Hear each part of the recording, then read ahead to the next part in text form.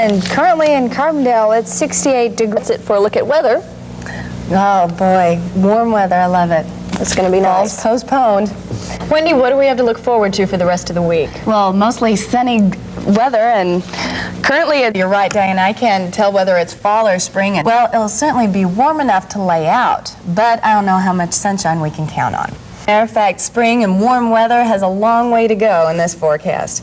The winds are at the northwest at 5 miles per hour, and the barometer is at 30 and 23 hundredths and steady, and we've had a trace of precipitation. Temperatures are dropping, and we're forecast is calling for some precipitation, so it is possible that we might get snow. Winds are out of the north at 12 miles per hour, and we've had 30.49 inches of we have the barometers at 30.49 inches, and we've had half an inch of precipitation. You can see a cold front is stretching from Chicago to Cairo on down to Louisiana, and it will move into the tri-state area as we look at Shannon.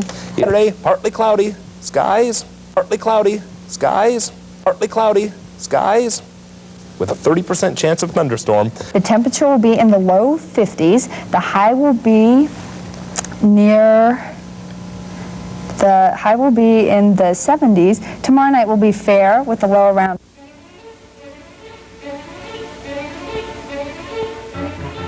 Gary Smith. Yeah, I shot that, yeah. I do a handheld because we were mobile the whole time. The tripod would have been possible. You know, I shot Dukakis.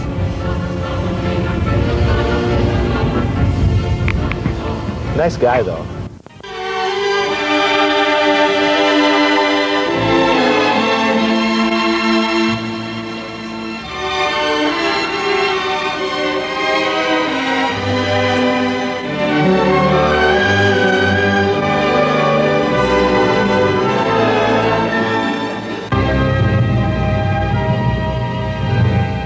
Well, Monday was the first day of fall, and this cool weather has really got me thinking about hot apple cider and caramel apples and Right, I can't wait for those leaves to turn. I love those pretty gold and yellow colors. I love them. Time to pull out the sweaters. Oh, certainly. In sports, the Dogs will try to win their 7th game on Saturday. Ron?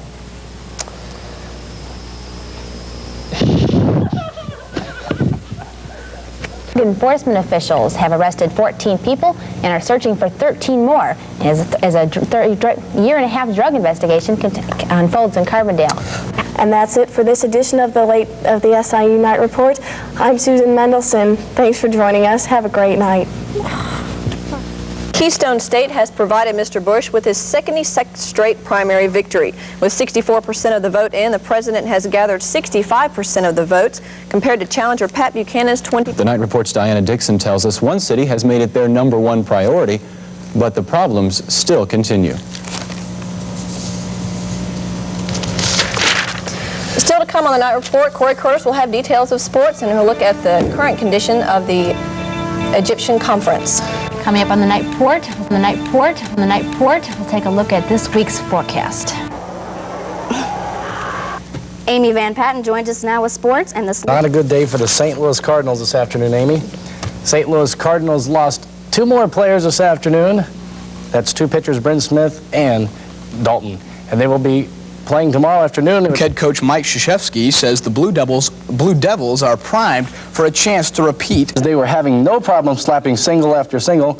That's the Atlanta pregame stuff. We'll just go on with the Toronto and Minnesota stuff. They were starting pitcher Tom Kayati. President Bush and Soviet President Mikhail Gorbachev will be on hand for the talks. The 2 presidents will be...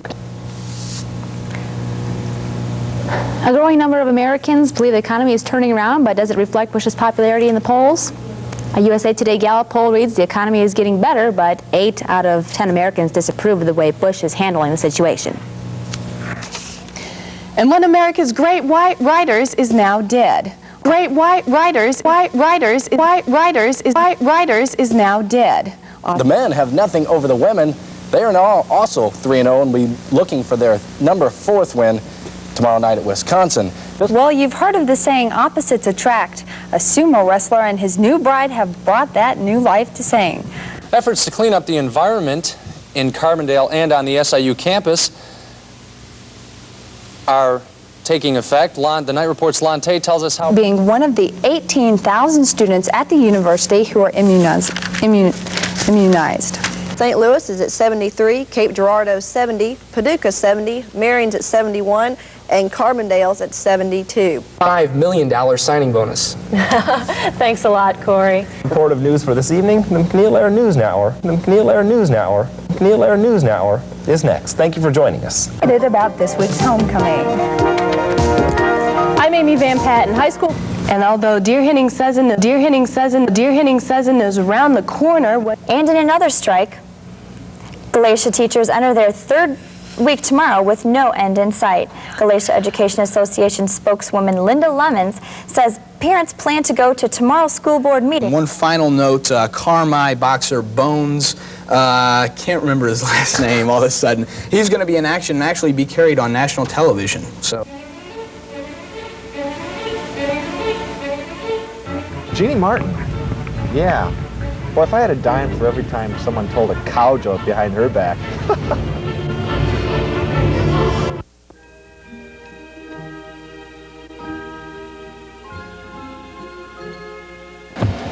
Don't do that. Well, is she Oh, that's low. That's really low. Oh, come on. James Fairley, you're on Sleeping Candid camera. Oh, man, I got That's not cool. I give up.